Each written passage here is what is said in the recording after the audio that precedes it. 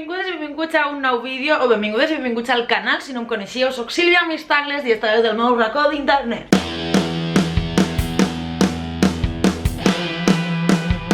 Ui, la masculinitat fràgil, que, madre mia, Rosalia. Però abans m'agradaria saludar a les i els mecenes de l'Aixeta que em donen suport cada mes amb tot el contingut que faig a través de la plataforma de l'Aixeta, una plataforma de micromecenatge, que vos avisa que estigueu ahí al tanto perquè s'aproximen novetats, ja no sols per a mi, per a tots els creadors, així que reviseu-seu, passeu-se per allà. Que en el meu cas concret sabeu que, a part dels vídeos, i si no ho sabeu us ho conté ara, a part dels vídeos i els continguts que ja penge en la resta de xarxes socials, també en teniu d'exclusius sols per vosaltres si us passeu per allí, val? Així que ja sabeu, aneu, fes mecenes i esas coses. Així que merci per estar a l'altre costat de la pantalla donant més suport a Pep Pastor, a Liz, Coreta, a Jordi, a Rockstar85, a ma mare, a Guillem, a Fernando, a la màgia d'imaginar artista d'eixa il·lustració que la que podeu veure fa un momentet. Merci a Alexandro David, a Pitu Hype, a Charles Quinn, a Enverdin Barcelona, a Gerai, Sergi, Marcos Arriaga i Joan. Merci per estar a l'altre costat de la pantalla i ara sí, comencem en el vídeo. A veure, jo vos explico d'on ve la meva inquietud.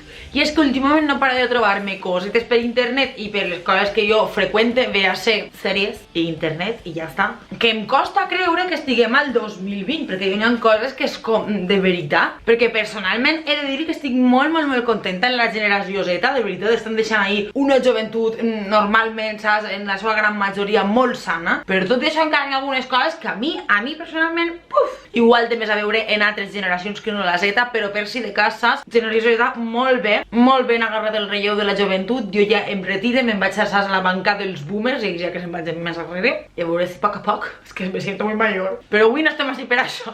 Ja parlarem de la crisi d'edat sobre abril. La cosa està en que parlem de l'edat generació Z perquè últimament per Instagram estic molt enganxat al que són els Reels, que bàsicament és com el TikTok però del palo. O així ho tinc entès jo, val? I veig coses com esta, que no us puc posar la cançó perquè ja, bueno, la cançó ja se les veu, és la WAP de la Cardi B, que es veu que fa algo així com So from the top, make it drop,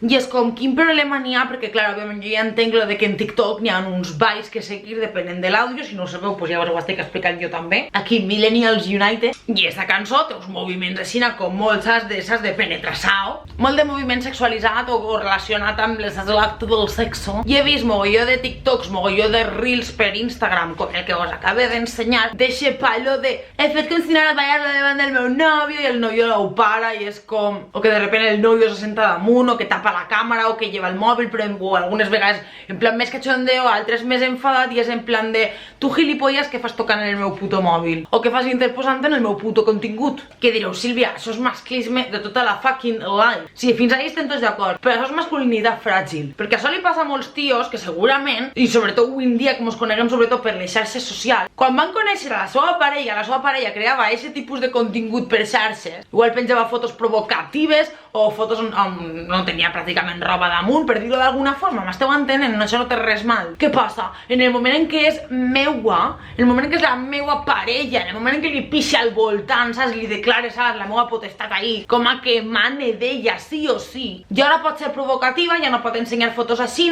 perquè això a mi com a home, que la majoria de la penya en masculinitat fràgil solen ser homes cis hetero, a mi com a home, això, buah, és que me degrada una barbaritat, perquè no sóc un bon macho si estic permetent que la meua femella vagi per ahí contonejant-se. Això no està bé.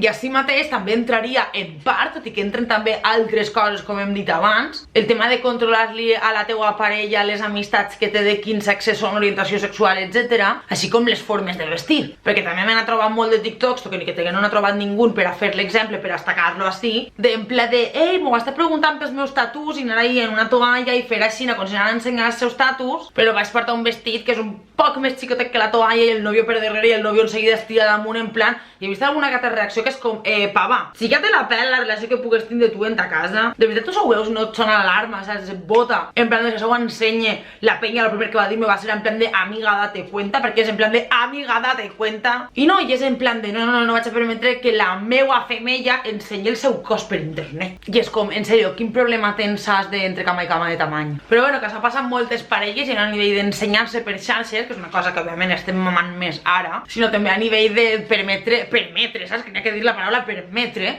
que la teva parella isca de festa quan igual s'heu conegut de festa, saps? És en plan de, a veure, perquè abans d'estar amb tu sí que estava bé que aquesta persona pugui anar de festa igual que tu, però ara, com teniu una relació i no sé, i viviu en una cova i teniu que estar, no sé, pegant-li voltes a la foguera mentre un va a casar i l'altre li dona de mamar al bebè, perquè ara no podeu anar-se'n de discotequeo, independentment d'ara de la pandèmia, val? Parle de coses d'abans, de la prehistòria, d'abans del virus. I són coses de la Xina que dius, de veritat, my people.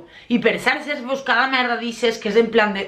Igual que el típic reel, story, TikTok, conforme li vulguis dir també, que sí que és més anecdòtic, però que és una realitat de masculinitat fràgil. Dins de les relacions cis heteronormatives, resposta d'una masculinitat fràgil que ell no puga penjar, o sigui, que siga ella normalment la que penja més fotos en ell, perquè ell no va quedar de novio monyeres per xarxes socials, les típiques stories i reels, com anava dient abans, de que estan en plan de mostra al tio quan estan els col·legues en plan de to machote, to varonil, i després quan estan la nòvia pues se fa face mask, o estan mirant pel·lis i ell l'agarra molt i li fa mimitos i coses així, però això per xarxes no, que no estic dient que tingues que ser una parella empalagosa, però que jo he vist a penya enfadar-se en la seva parella perquè ella li ha dit a ell el nom que tenen a Xina com carinyós, que sé, amor, cari, vida, dolçor, perla, flor, coses que es criden de normal dins de casa, però davant dels col·legues no, que jo soc molt macho i no poden sentir i escoltar que tu em crides a mi conillet. I és en plan de nou. Què t'hi passa per voler sempre demostrar que eres tan macho? Igual tan macho no seràs. I això passa en moltíssimes coses dins de les relacions, des de no voler que et lleven 4 pèls de les celles quan tens unes celles de hombre lobo, però després si vas a una barberia d'homes, ahí sí, però que te les faig de la teua nòvia en les pizzas, no, perquè això no és varonil, això no és varonil, perdona, Cari. No és que no siga varonil, és que no aguantes ni 3 pèls en arrel que t'arranquen, jo només t'ho dic. O no voler fer segons que coses en públic, doncs per això, per la gent que dirà, no soc tan varonil, etc. I després et trobes, com anava dient al principi d'allò del vídeo, a penya de la generació Z, que dius, ole, vosaltres, mogolló de penya que està normalitzant el maquillatge en homes, vestimenta normalment associada a dones com vestits, faldes a homes, i moltes altres coses que és en plan de gràcies, perquè igual demostrant, educant-vos de construint-vos a tota la pesca, igual demostrant que aquestes coses, aquestes tonteries de el què diran, el què es mostrarà, el tal, etc, pitos, flatos, voler controlar-ho tot ahí, en plan pisar-lo de la cova, igual se demostra que tot això te la pela, igual això estàs demostrant que eres molt més macho, eres molt més sexy i molt més atractiu cap a qualsevol femella, per dir-ho d'alguna forma, perquè hi ha una gent que és que ja flipe. I després, últimament, a part de per xarxes socials, òbviament, també mire sèries i veig altres contingut d'altres persones i he vist també 2 exemples així ràpid que dic, és que això, masculinitat fràgil. Fa poc que estem veient una sèrie que es diu Dexter, que fa mogolló d'anys que té la sèrie, val? Pues que l'hem començat des del principi, o sigui, adore. I si la voleu veure, vos convido a que la vegueu i la comentem, perquè és que adore esta sèrie. I bueno, sense fer spoilers, tot i que la sèrie té prou anys com per a poder contar-la tota si em dóna la gana. Hi ha una parella que són 2 policies, bueno, 2 membres d'un cos de policia, una persona, ella està més alta que ell, es casa en tota la pesca i ell es sent com un poquet així com tocao, perquè ella guanya mogolló més pasta que ell i ella té molta més pasta a estalviar. És normal, si guanyem més pasta i has tingut un poc de cap, doncs tindràs més pasta a estalviar que una persona que guanya menys diners, que això trobo que és de lògica. I això passa moltes vegades, n'hi ha molta penya, n'hi ha molt de tio cis hetero que encara té dins del cap que si està en una persona, ell ha de tindre el jornal més alt, la feina més prestigiosa, etc, i si no és així, es senten com super acobardits. I és en pla de primera que la feina d'un i altre no hauria d'importar per a lo que és la vostra relació, però que si realment és una cosa que t'importa, que et dona un estatus d'alguna forma, no t'hauria de fer sentir pitjor que la teva parella tinga una faena més prestigiosa o un jornal més alt que el teu. Tot el contrari, hauries d'estar orgullosa per aquesta persona, saps el que te vull dir? I ja està.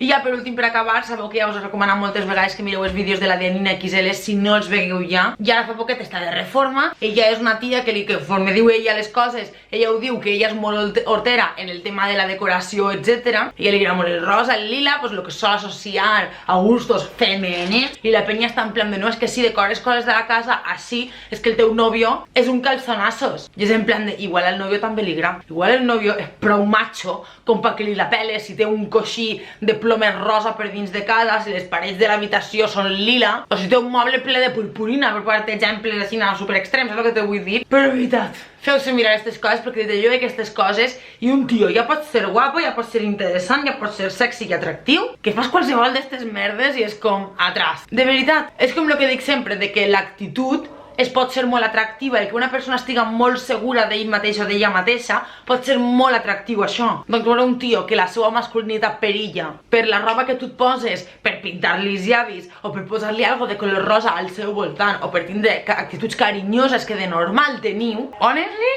not sexy at all. Així que res, ho deixem fins així perquè us vaig a resultar interessant i si no, pues escolta, pues poquet a poquet.